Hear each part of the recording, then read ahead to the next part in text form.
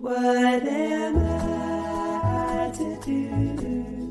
Welcome to Razor Branding Podcast with Jackie Russo. To learn more about how to improve your brand, visit brandrusso.com.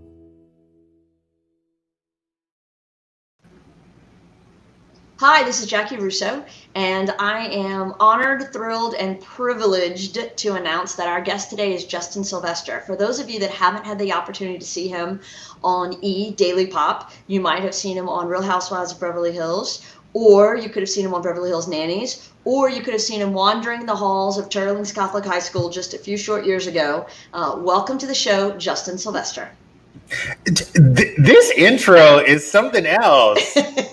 I'm kind of loving Is that not how this intro. I literally, honestly, every radio station, every podcast, even my own TV show, the intro is so anxiety inducing because it's like live in 3, 4, and then there's like all kinds of shit, and then this is like Razor Branding, and I'm like, we're here, we're on, we're live.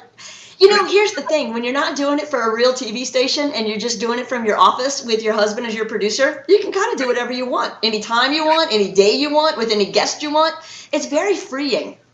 No, it's crazy because I swear to you, like when I started Just a Sip, my podcast, to me, it's the most relaxed thing in the world because it's a skeleton crew. I roll with 4 people. Everyone's invited to bring whoever they want, but it's an intimate conversation and it's small and it's the smallest little, startups and concoctions are the best, I find. I would agree. So let's talk a little bit about your podcast. Was that kind of already always planned, or did that come out of the pandemic and you needing to fill some time in your living room? No, I actually had the podcast for 2 years. But okay. So the podcast was going for 1.5 years as a YouTube talk show. And I begged and begged to kind of switch it over to a podcast because we had never done a podcast before as a company, as a network. And I originally started the idea as a podcast and they wanted it as a YouTube show. And I swore this will work as a podcast. And about 6 months ago, they were like, all right, we're ready to do it as a podcast. So it's been going since October, November, but I've been trying to get them to do this as a podcast for almost 1.5 years. And now they realize, oh, Justin was right. We should have listened to him in the first place. We should have listened to the guy who came up with the idea. He knew what he was talking about. And now it's almost at 1 million downloads and it's popping and we get guest requests for the podcast. So it's pretty good. It's actually really interesting, like what's come out of this whole podcast. That is awesome. It's so good to see your face. It's good to see you I feel too. Like I should be at Tsunami right now ordering some of my favorite rolls. You should. It should be Tuesday nights. It should be. It should be for sure. So talk to me a little bit about what your life transition was like in March as everything started to shut down and you had to start doing the show from your living room. I mean, how weird does that get? It was weird because, first off, my show's live every day and it is, based on personality and energy. Like I feed off my co-host and that's how we've been for 3 years. So when the pandemic hit in March, I was afraid to even do the show from my house because we didn't know what COVID was going to even look like, and when you have that camera equipment in your home, they have to come and they have to service it and they have to figure it out. And if something goes wrong, a random guy has to come in, and I got really afraid and I said no. After 2.5 years of being on the show, I was like, I don't think I can do it from my home. I'm already an introvert. And I spend a lot of time in my home. I love my home, but it's super small. I like small homes. I had this tiny little house in West Hollywood. And I just didn't want that intruding my space because I didn't know what my sanity was going to be like. I didn't know how COVID and the lockdown was going to, really affect me. And it was one of the hardest decisions of my life, but I'm so happy I made that decision. And now I'm shooting my show from the studio. I finally went back in by myself. And as hard as it was to walk away, from the show, it was probably one of the best decisions that I had made. Honestly. Yeah. I mean, you've got to do what feels right for you, and putting yourself in a position where you're not going to be able to comfortable, you're not going to be at your best. No, I wasn't going to be myself. I wasn't going to be at my best. And I had been on the show since the conception of it. So I was one of the original hosts. I'm the longest running host on the show because my other sidekick has been on maternity leave 3 times. So I count her time down. And, you know, it was like the first time, like, it's like watching your kid go in someone else's car. Weirdly, oddly enough, is the only way I can describe it. Like the first time you let your baby go with someone else to soccer practice. And it just, I knew it was best for me. I hated it for the audience. I hated it for everybody else. I couldn't actually tell people what was going on because I didn't really know what was going on. I didn't know if they were going to have me back on the show. I didn't know what the hell was happening. But it's just nice to be back and to connect with everybody and to, you know, give people a little bit of relief at, 9:30 every day because, God, if we turn on the news, it's so terrible. There's nothing on TV. Doom and gloom. Yeah. Yeah, and it's sad. It's all sad news. Horrific news. Like I can't wait for this whole thing to be done and we can get back to some sense of normalcy. Right. But, like, I just want to think about all the families. If you think about all the families, I think you could do a whole show on those celebrity arrests. But nobody's with getting Justin arrested. Sylvester. No one's going anywhere. Everyone's in their damn houses. I worry about drug dealers. How are they making deals right now? If nobody's standing around on street corners, slipping into back alleys, I mean, is their business as impacted as mine? Booming, Jackie. Really? Because guess what? They're now starting. They're getting more business because the delivery, and also for the ones who didn't deliver, everybody knows one who does deliver. I live in California. So I can get my pot on the, next to the Walgreens at the MedMen. But now the MedMen are delivering. But what about the hard drug guys? Independent like contractors. The street corner guys. All right. So the corner boys are still working, is what you're telling me. Still delivering. And by the way, is this 18 over? Is this an 18 over podcast? It's going to have to be. We're going to have to label this one with a little explicit material for sure. Right. They're working. Trust and believe they are working. All right. I mean, I know my son's delivering for DoorDash now, so maybe everybody's taking a little side job, little side hustle. It probably is. They probably are. Oh my God. Can you imagine? I can only. So did you come up with the name of your podcast, Just the Tip, or did somebody else? Because I think that's genius. It was actually a fight to the finish. When I came up with the podcast of Just a Sip, my boss at the time was like this, conservative, older gent. And when I pitched the idea to him, I'm like, oh, Just a Sip, it's going to be fun. And And, I honestly had Just a Tip in my head, and I was going to change it to Just a Sip because obviously I'm on NBC, and I wanted to make it a place where you can come, have a cocktail, loosen up a little bit. By the second or third cocktail, everybody starts finding out all the juice about everything, and we just have a sip together. And my boss was like, no, you cannot do that. This is too phallic. Like, oh my God. So we shot the pilot. I shot 3 celebrities in one day at this DJ's house. Have you ever heard of the DJ Zed? Yeah. So Zed let us use his sound room because I was living at the house at the time. And we shot it there, and we had 3 celebrities, and I had them all say Just a Sip. Like I made everybody say it. And I introduced everybody to Just a Sip and blah, blah, blah. And I made them say how awesome the name was and how great it was. So by the time he got the rough cuts, that was it. It was Just a Sip. I had made T-shirts. I had mugs. So I kind of forced the name onto them. I love that. So how many guests have you had now? And what juicy dirt do you feel like they, after a few sips, have shared with you that maybe they hadn't taken public before? Like, what's your favorite story you've heard? There's so many things. Like, there's so many. I've been doing this podcast for a year and a half. and we have a weekly guest. So God, I mean, over 100. It must be. I mean, we had to have had like over 100. The thing is, and the reason why Just a Sip even became a thing was because I was on Daily Pop, and what happens in Los Angeles is you'll have a publicist who will come in with a celebrity, and the publicist will tell my booker who books the talent the restrictions, like you can't talk about her ex-husband, don't talk about her kids, and please don't bring up the holidays. And you're like, okay, like whatever. And then what's left. So you get into interview with somebody and you're talking about, the new movie, and oh my God, it's so great. I'm working with Jennifer Lopez and she's amazing. And the things that they regurgitate.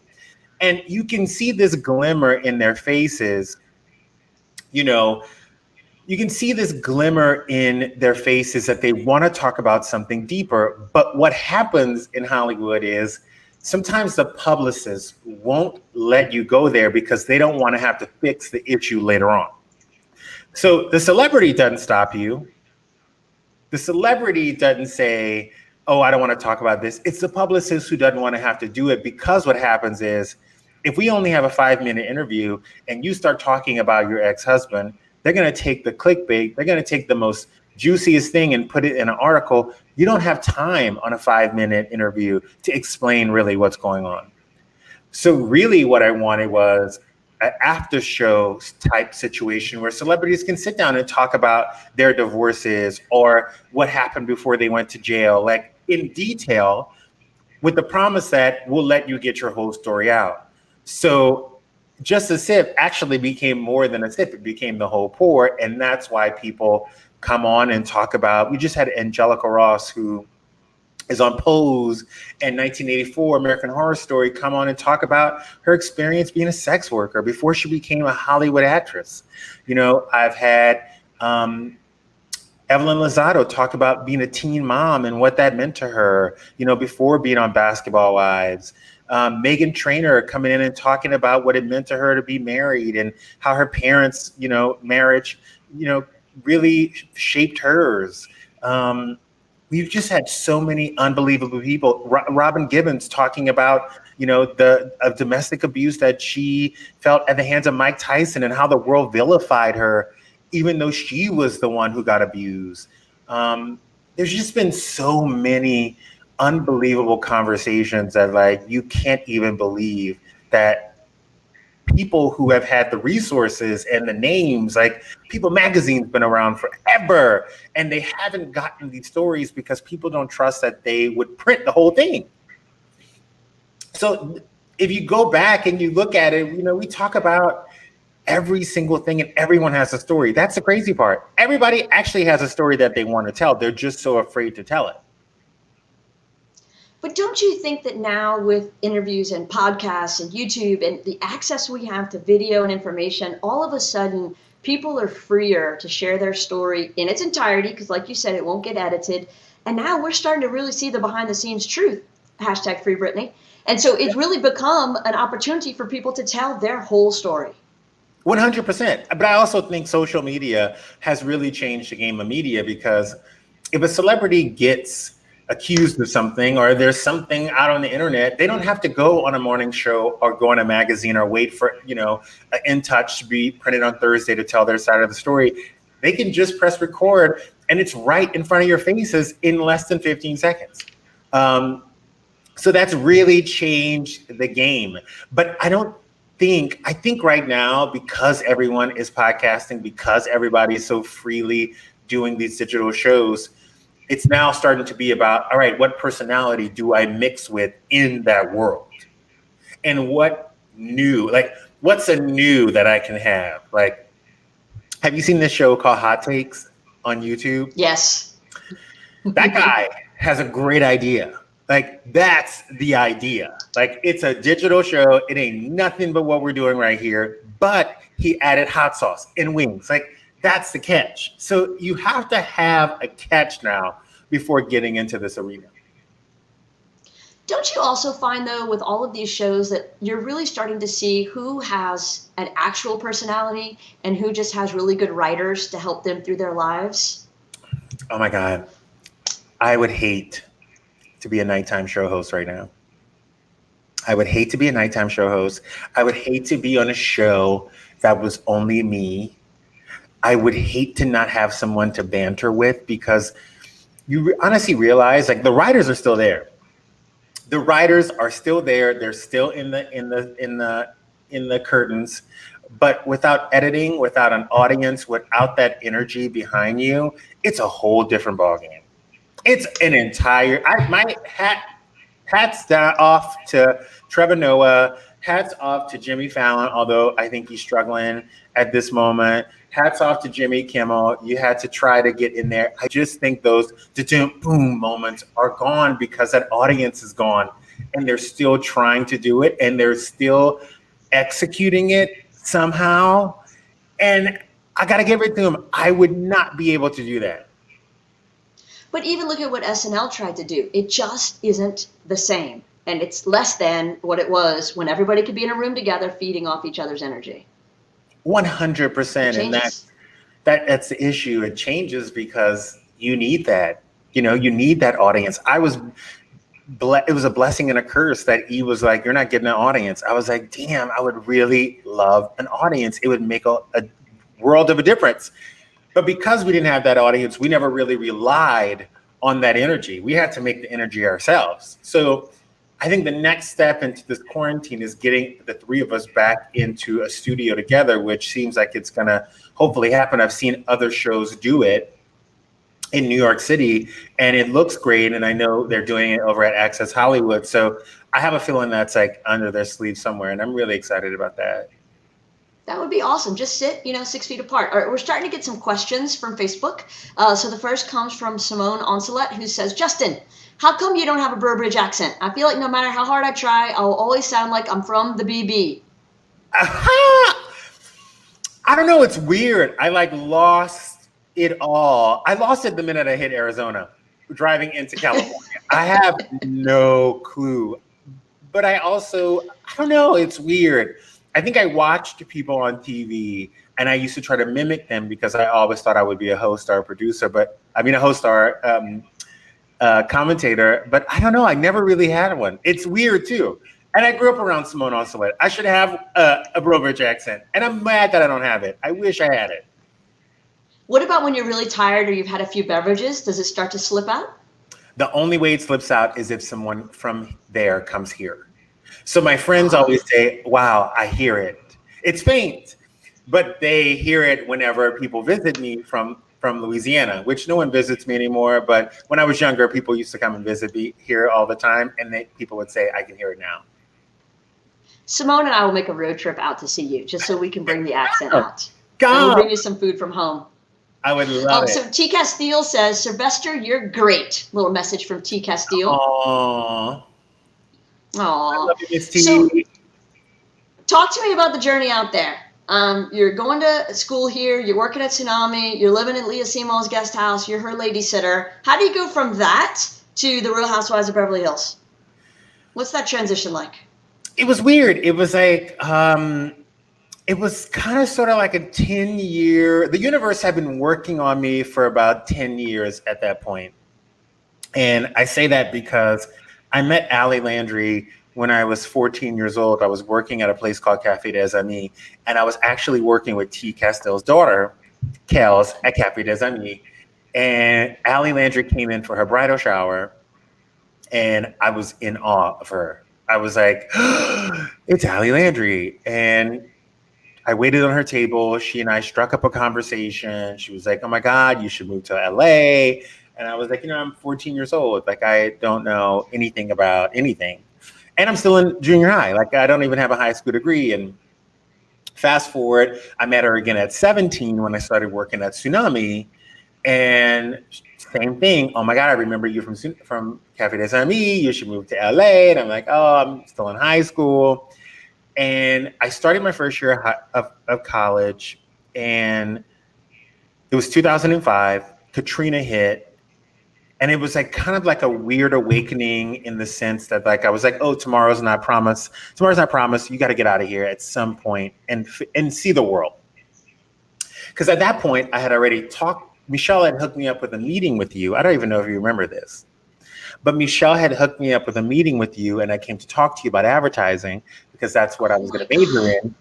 And I ended up going into advertising, mass comm at LSU because we had a full-on conversation. I'll never forget this. I remember that. At the office right off of Vermilion. Yes. Or in that we're still there. weird nookie pop thing.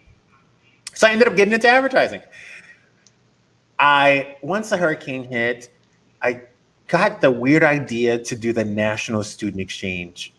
And I thought, everybody's going to Italy. Everybody's going this place. I'm going to go to LA. I'm going to try to see if I can go to LA. And they ask you for 3 of your top choices for schools. And I put only 2, and I only put Los Angeles. And he just was like, yo, it's going to be hard. It's going to be a hard road in. Everybody wants LA. Like, there's no way. And the person ended up taking me. So I ended up going to Cal State LA, calling Allie Landry, being like, yo, I'm here. Let's hang out. And I ended up getting a job working at Ed Hardy at the time at the corporate office. I worked in the marketing department as an intern, and then stayed there for a year and a half, stayed in LA for a year, worked there, and came home and did my final year of school. Because that's the game, that's the plan. Like, that's part of the program is you have to come back home and finish the last year of school. I was home, I was getting comfortable. I was like, maybe I can do this. Maybe I can do law school. Maybe I can live in New Orleans and figure all this out. And Allie Landry calls me one day and she was like, hey, are you coming back here anytime soon? I was like, well, I'm graduating in January and I don't know what I'm going to do. I'm trying to figure it out. And she was like, well, I have a girlfriend who needs an assistant. She's starting a show in February. And I think you guys would be great, but I think you should just get out here. Like, I think you should just get here. So I said, okay, like, when do you think? She goes, well, when is graduation? And I said, oh, graduation is in 2 weeks. She was like, well, how about 15 days from now? And I was like, I don't know. She was like, just come. It'll be fine. You can stay at my house. Like, we'll work it out. Just come. So I was like, cool. And once Allie Landry gets on something, Allie Landry doesn't get off. Like, if she thinks in her mind that you need to be somewhere or you need to do something or you need to meet someone, like, she needs you to meet Tony Robbins, you're going to meet Tony Robbins tomorrow. And, you know, I packed up my car and I went to Stacy St. Marie. I got my braces off 3 months early and packed my car up and I left. And I was thinking to myself halfway through, like, I don't even have any money. I'd saved up a little bit of money, but I don't have a job. Like, I don't have anywhere to go. So she was like, just come straight to my house. Went to her home. She was like, I'm going to work it out. Just chill here for a while. And I ended up getting a job interview with InStyle Magazine. I went on 2 interviews with InStyle Magazine. I was super pumped about it. And I had another interview with a huge Hollywood actress. Huge, crazy, huge. And then she was like, oh, my girlfriend's back in town. You should finally meet her. This is like 3 weeks later. I was like, well, I think I'm going to love either working for this crazy, batshit crazy bitch in Beverly Hills or InStyle Magazine's not offering me much money, but it's a great, you know, to have under your belt.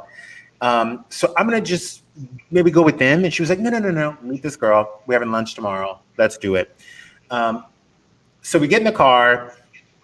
We go to meet this woman. She didn't tell me who the woman, she told me the woman's name was Kyle, but she never told me what she was doing. She never told me what show she was filming. She didn't tell me anything. So we go to this lunch and, like, I swear to you, there was like children coming out of the, like, there was children coming out of like her handbag. There were so many children because she had 4 girls, but she had no help. So like she brought them all to lunch and we were sitting there, they were talking. I was playing with Portia and, you know, she just kept on talking about the show that she was going to do and that she needed somebody for 90 days while she filmed the show. And it was like this very like whatever thing. And I was kind of like, I don't know, 90 days doesn't sound like a really good opportunity. I should probably wait for something more stable or steady or take that job in InStyle. And Allie got in the car and she was like, you're going to do this for 90 days? You're going to get in there and you're going to make her not want to get rid of you. So you're taking this job. And I was like, okay. So I showed up to her house the next Monday. Keep in mind, she's never had an assistant. I show up at her house the next Monday. I saw a van outside that said Evolution Media. And when I walked in on my first day of work, before I walked through the door, they were like, hey, do you mind signing this release just in case you get caught in the background of the show? And I'm like, oh, what's it for? And they were like, Real Housewives of Beverly Hills. At that point, no one knew that they had greenlit Beverly Hills yet.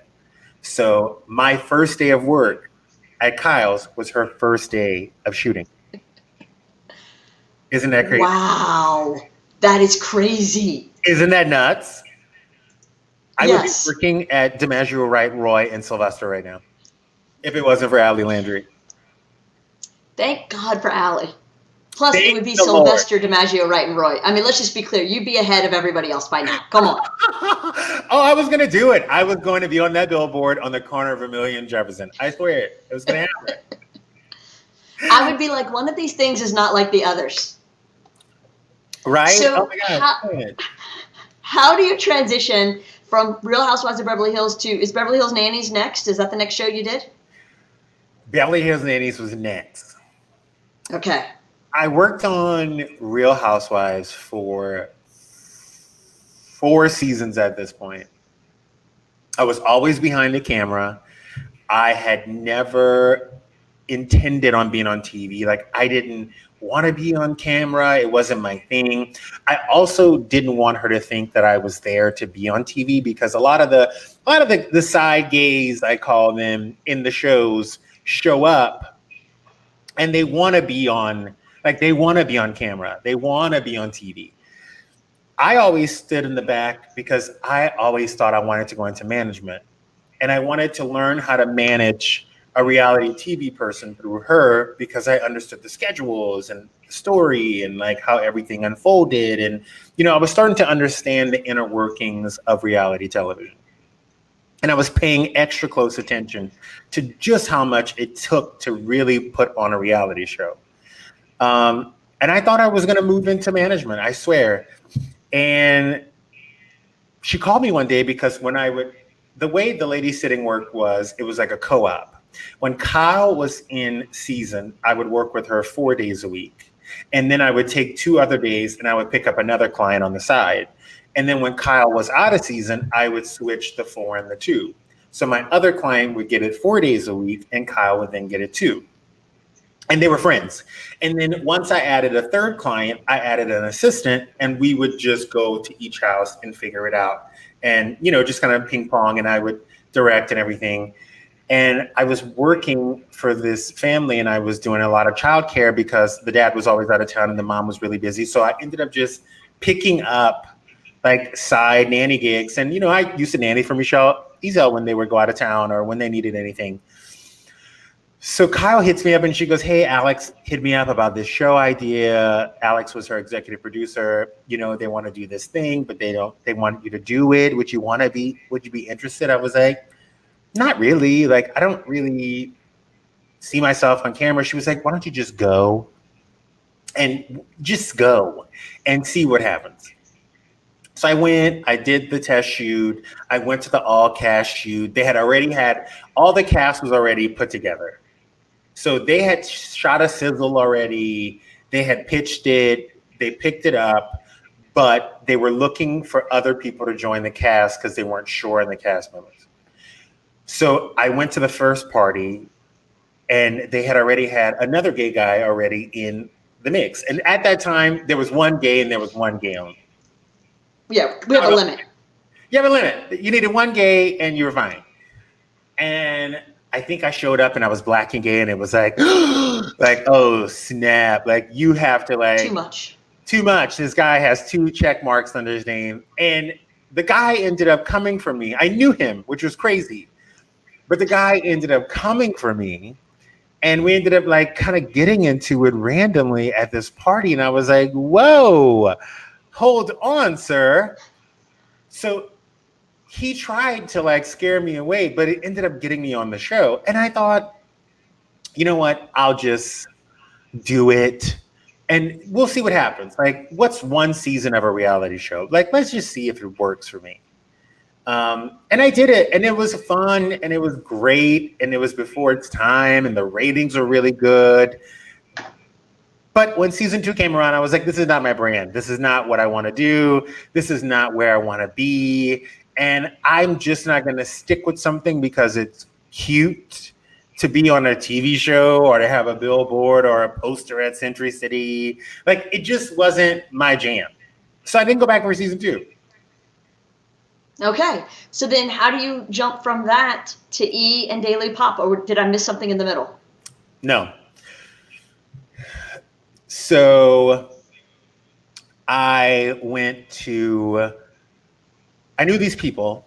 I knew this girl named Dorothy Wang. Dorothy Wang was like this rich girl from China who lived here. She was bomb. She was bougie. She was really big on Instagram. And she was funny and she's fun and she doesn't miss a thing. She's so smart. She doesn't miss a damn thing. And I went in for a friend of mine was like, hey, come in for this casting. It's like for people in LA, but I think you would be really great. And I was like, I don't know. Like, I don't want to do this again. And I went in for the casting because I liked the guy. His name was Duran Ophir. And Duran, when I got in, was like, yeah, we're trying to do this show about these people who are friends in LA. And I'm like, let me introduce you to Dorothy Wang. And he was like, oh, she's too young. She's too young. I'm like, trust me, Duran, you will love her. She's really big. She's rich and she's on Instagram and she has fabulous friends. This could be a whole nother show. Like, you can cast this one with the older people, but let me bring you in with Dorothy Wang. They were like, oh, no, we don't want to see her. So I said, Duran, I did a favor. I came in here. Now you just meet with Dorothy Wang.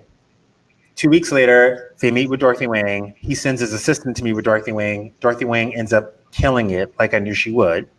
She calls me. She goes, who do I bring in? And I was like, who do you think?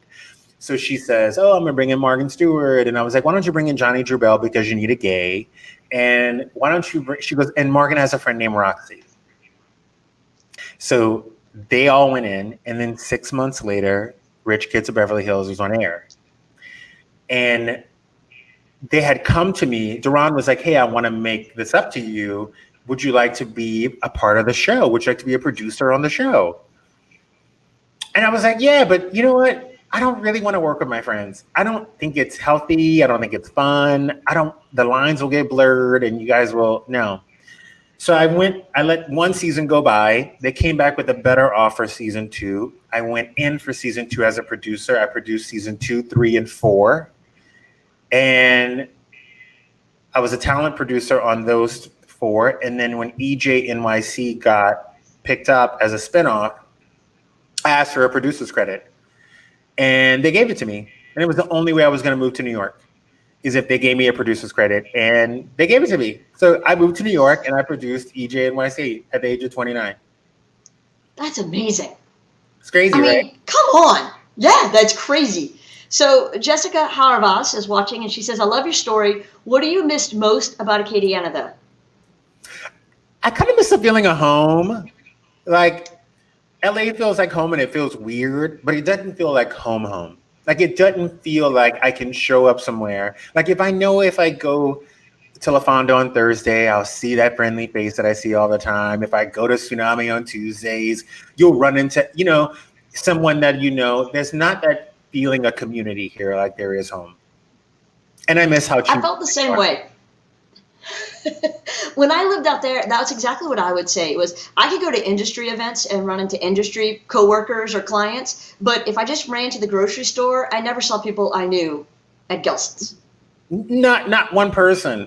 Not one person. How long did you live here for? From 92 through 97. Oh, nice. Oh, yeah, that's a good run. 5 years is a good run. I'm on Plenty. That's crazy. That is crazy. Reagan Wells wants to know, hi, Justin. I'm dying to know, who have you had the funniest celebrity encounter with? I think the funniest celebrity encounter so far has been Tiffany Haddish. I think Tiffany Haddish and I were both fucked up on a Zoom call interview. We both had too much to drink. And a 6-minute interview about Bumble turned into a 25-minute interview about sex. I swear to you, I don't know what happened. I don't know how it made a left turn. But, when you walk into these interviews, people tell you, oh, you only have 7 minutes, or we'll give you a 2-minute, they'll send you like, oh, you get a 2-minute, warning. Or if you're in person, they will come in front of the camera and be like this, like 2. And that bitch stayed on the phone with me for almost 30 minutes. She didn't care. She's going to talk about what she wants to talk about. No. Dana Baker's watching, and she says, "You never cease to make me smile." Oh, thank you. So, see, she's telling you that you're going to have to come back for some festivals next year. That's what I think she's trying to subliminally plant that message. I always come in for Fest International, and I go incognito. I've been like a few times, and I just come with a baseball hat on. I don't walk around with my normal crew. I love it. I come in for like the Sunday and I go home. I always do it. No one ever sees me. It's always nice. But here's now your secret's out. You still won't find me. I'm like Waldo in that thing. Oh, you stand out wherever you go, my friend. Ryan Cormier says, "What's up, Justin?" Hello. Oh my God. So many familiar names in here. Miss T, Ryan Cormier, Simone Ocelot. It's like old home week for you. It's like old home week for me, which I love. So you're producing EJNY, and is that when you get the call for Daily Pop? No.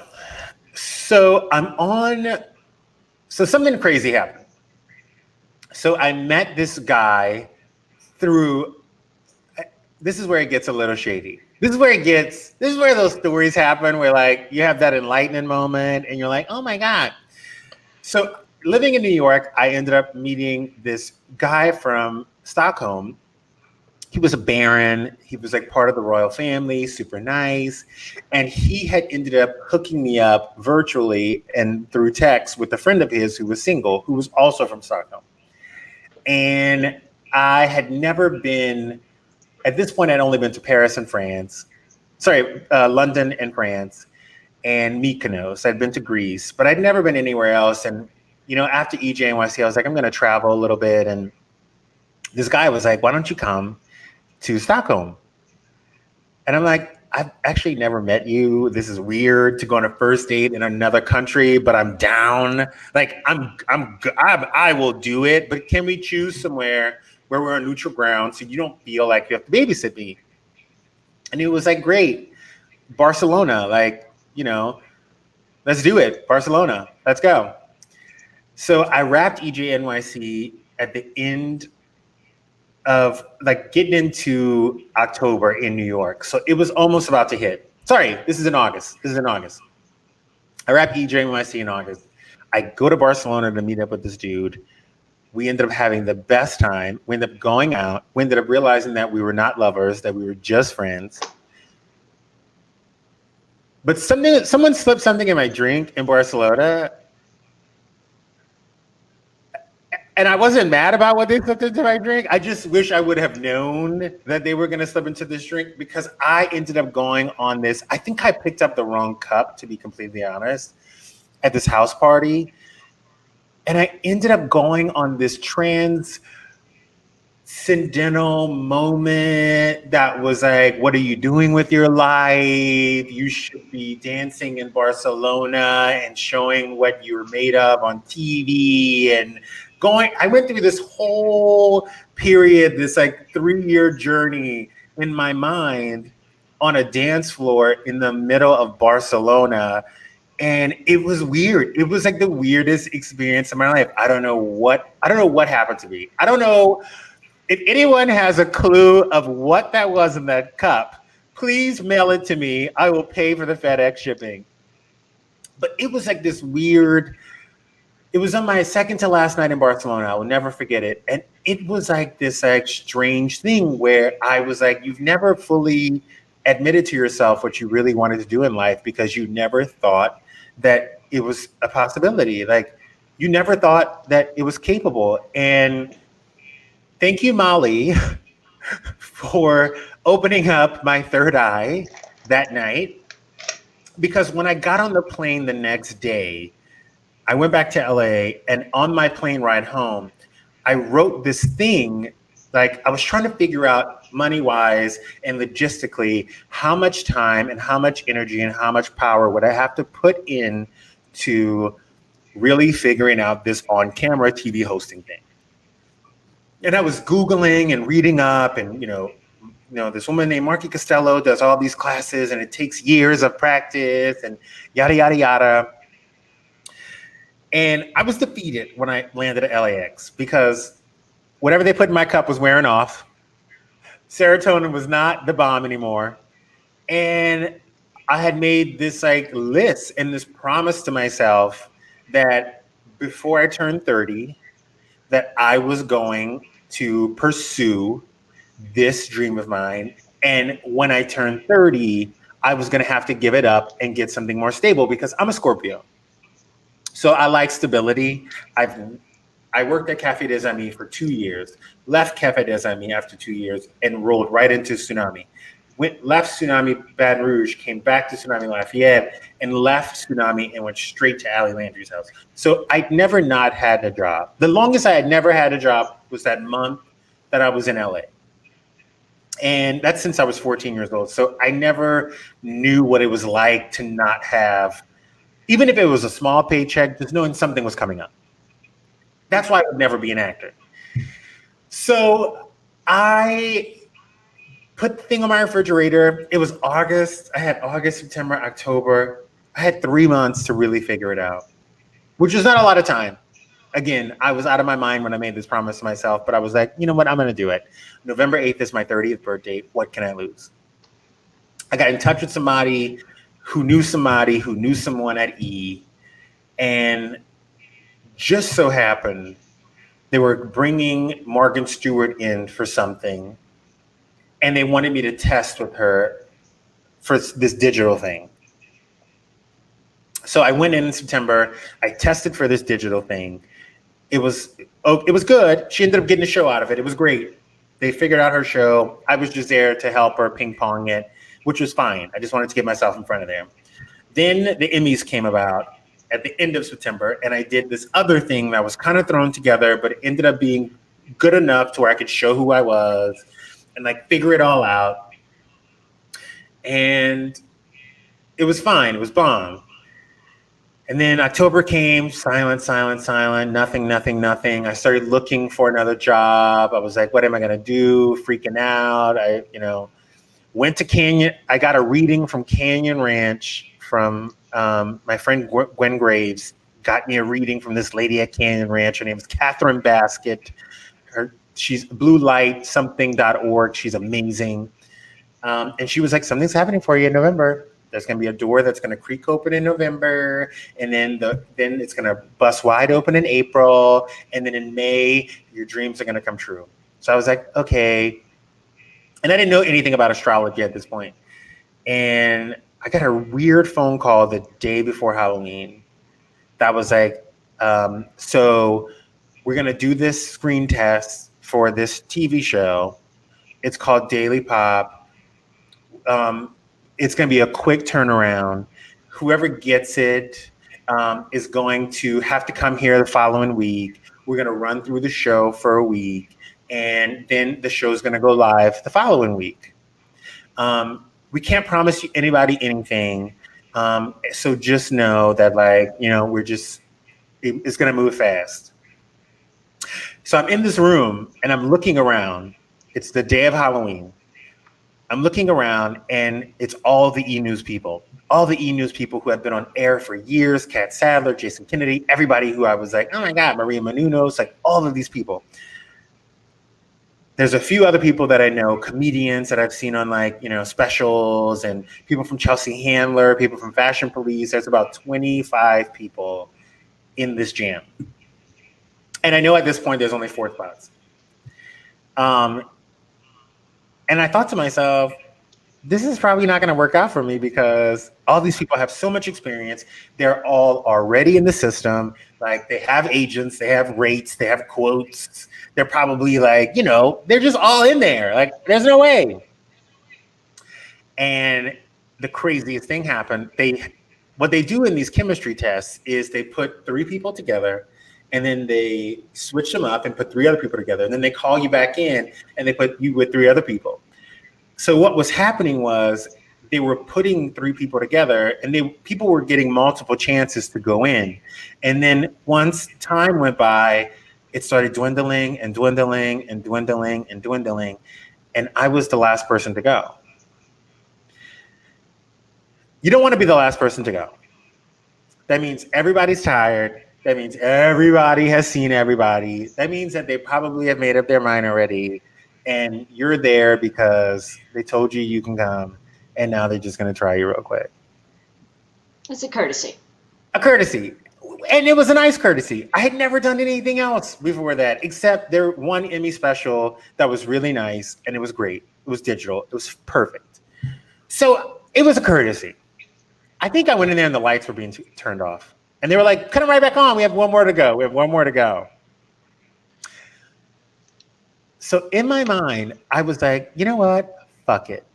Like, these people gave them facts. They gave them the cadence of their voice. They gave them all of it. Just give them you. Just walk in there and give them you. Act like you're gossiping at a table at Dwyer's at 9 a.m.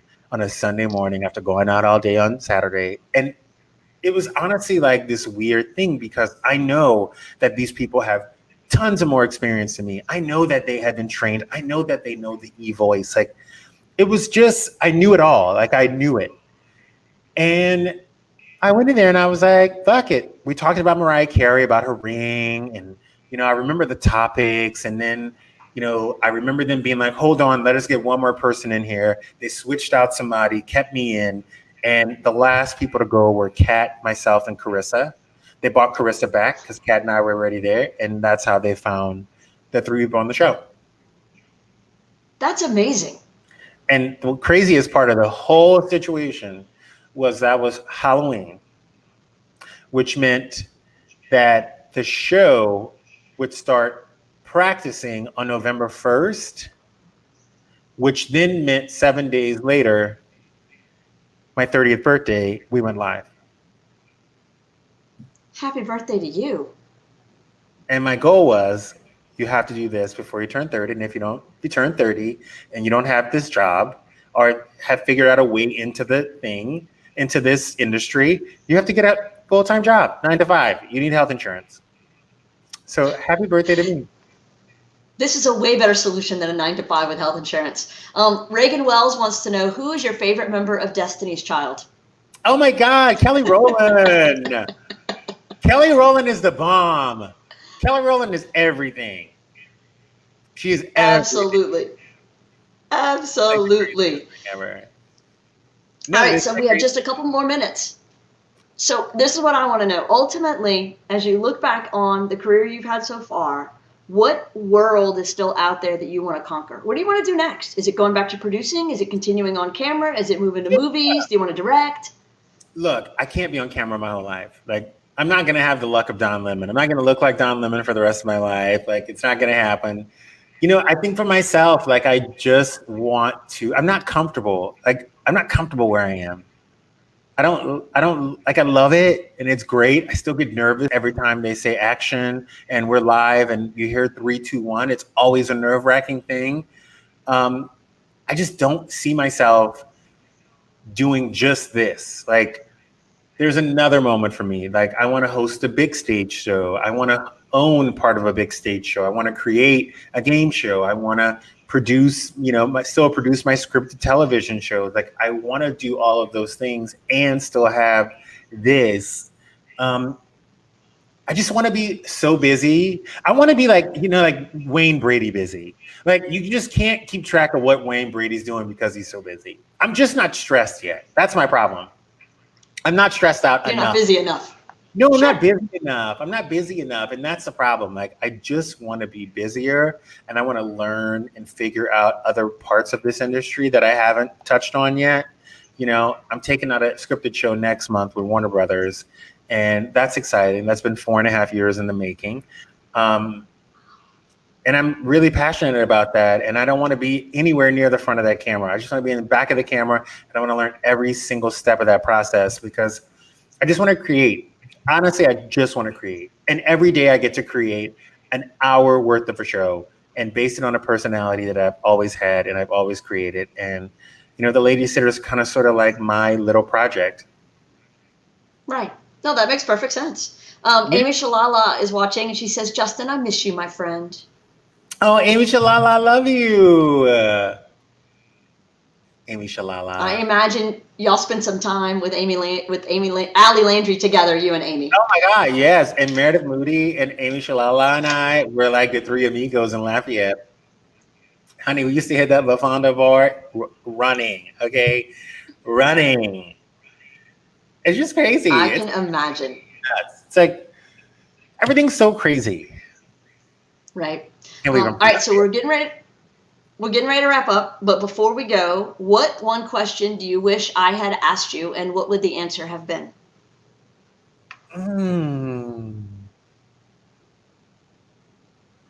Pressure. Oh, you know what?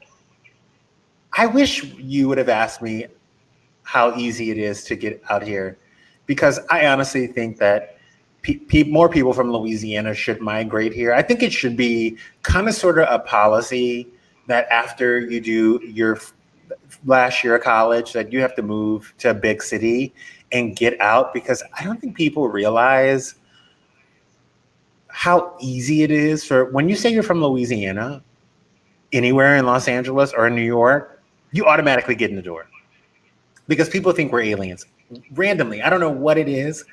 I think it might be Katrina, New Orleans, maybe, I don't know, LSU, but somebody always is very curious about Louisiana. And anytime they're like, were you in the hurricane? And I'm like, yeah.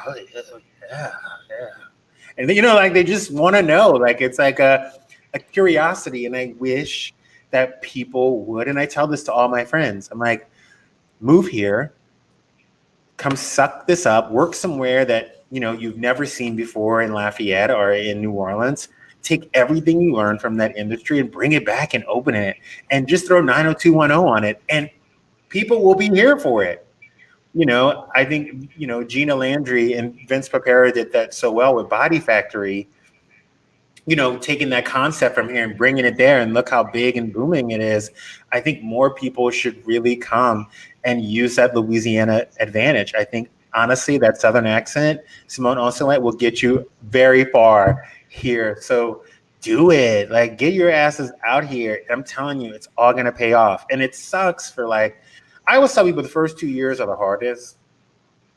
The first 2 years are like the worst. But once you get past 2 years, you're good. Take all those secrets. I don't know why people don't do that more often. I swear to God, I don't know why people don't just come here and steal everything and bring it back home. I agree completely. And everybody that I know that's gone out there has had a very successful run. And it's a good experience. Being from Louisiana gives you this VIP entry card to just about anything because we're different and we're friendly. And yeah. And people look at you, especially in New York. Like, if you tell a stranger hi, if I tell a stranger hello at home, they're going to say hello back. If I tell a stranger hello in New York, they look at me like I'm nuts.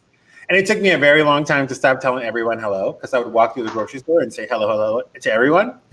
But it's like, I always would get so frustrated because I went to Turlings with a lot of people who had a lot of dough, and they just they were so afraid to get away from that nest. And I was like, yo, if you took $10,000 and told your parents that you're going to move to Los Angeles for 6 months, 8 months, a year, took your graduation money, came here, sat here for 6 months and just went to the beach or did this or met this or interned here, I promise you that 6 months would turn into a year, and that year would turn into 2 years, and that 2 years would turn into 3 years. And when you go back home, you just have this different story. Like, my plan was to come here for 2 years, I swear. My goal was I just wanted to make it for 2 years. And then I was going to move to New York for 2 years. And then I was probably going to come back home. Home is always going to be there. And I feel like, and I'm sorry, and I'm going to throw this out there, and I know a lot of people are going to be mad at me, everyone's comfortable. We know everybody. We have our safe spots. We know that we have our buddies that will come with us to happy hour. We know the servers at all the restaurants.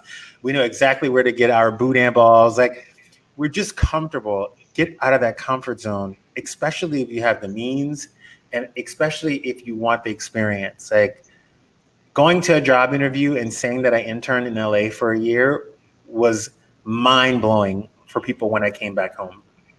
You know, even if you interned at a sausage factory, you could probably get a job anywhere because people are intrigued by it all. And I'm telling you, there's like people from Harvard and Yale and Princeton and and they're all vying for the same jobs. But the minute you walk in there and you say LSU, and they're like, wow, you must have had a real good college time. And you're like, actually, I don't remember half of it. And they're like, hired. And it's all you really need. And I wish people, really understood how much of a leg up they have walking into a big city being from Louisiana. And I could not agree more. And it was, to me, I went to Rhode Island for a summer in college. Michael went to Montana for a summer in college. He moved to Seattle. I moved to LA. Those experiences form you. And that same VIP card that gets you in the door in a big city gets you in the door when you get back home because you've got a story to tell. I'm going to tell some testimonials from people who would hate to know that I said this. There's a girl named Erin Randall that is from Lafayette. She used to teach cheer at Cheer Academy, and she was just one of those people who was afraid to leave, and she was scared, and she always lived on the same road right behind, off of Johnson, right behind, Fatima, and she had a great life, and her rent was $250 a month, and all included. I live in a shack and I pay 2 G's. It's crazy here. And she had that fear of like, I'm so afraid. And I'm like, yo, just come here. If it fails, you had a 6-month vacation. Like, come on, it's California. Just get here. And every 6 months, it'd be the same thing. I was finally like, yo, I'm not doing this with you anymore. Call me when you're on your way. She's been here now for almost 7 years. She's running a huge literary agency. She's like the person who you get to in order to negotiate, contracts for Yeezy. She's negotiating contracts, for top commercials, for lighting people, for directors, for, film people. And it's unreal. Ashley Antoine went to Turlins Catholic High School, did hair at Soho in River Ranch, is now one of the head makeup artists for Forever 21 and for Windsor, and is in Main Addicts with Jen Atkin, and they do hair for Chrissy Teigen and Kourtney Kardashian, and they give tutorials on new products. Like, she's only been here for 3 years and established herself in a situation that is so hard. But both of those people walked in and said, I'm from Louisiana. And people were like, oh, you're not just a random girl from LA want to do makeup. No, this is what I do. This is how I do it. And, those experiences and having that license, like even when I go to a club, pulling out my license and showing them my Louisiana license, they're like, hey, I'll remember you for life. You're from Louisiana. Just don't, it's not as hard as people make it seem. When people come back and say it's hard, they didn't try. No. And it's the friendliness, I think, is what helped build the network, and the network is what helps ensure your success. And you're different. And when you can stand out, that's all about building a brand. And when 100%. Your brand is a part of Louisiana, you're golden. Now, just imagine going back home and standing out. Even if you hated it. I built my career on it. You built your career on it. I'm sure the minute people heard Russo Group from Los Angeles, they were like, oh my God, of course, Jackie Russo's in it. Like, like, oh, she's in it. It gives you, you're right, Michael, it gives you a story. And honestly, like, even if you hated it, even if you stayed in your house 365 days that you were here, it does not matter. No one has to know. No one cares. Caroline Harris, another great example, came here for a year and a half, started a dance company right there on, I can't think of what it's called, unbelievable concept. There's just so many great moments that you could achieve. And I wish that more people push their kids to come to Los Angeles or go to New York or hit that Chicago or go just anywhere. Just come back with that story. That's all. Just come back with that story.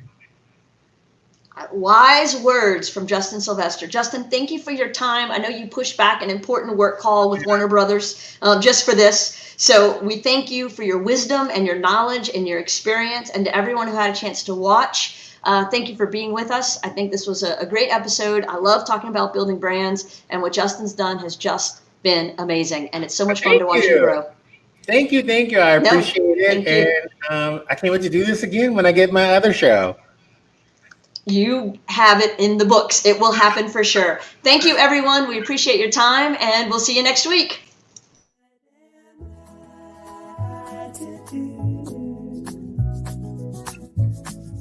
When the day is through.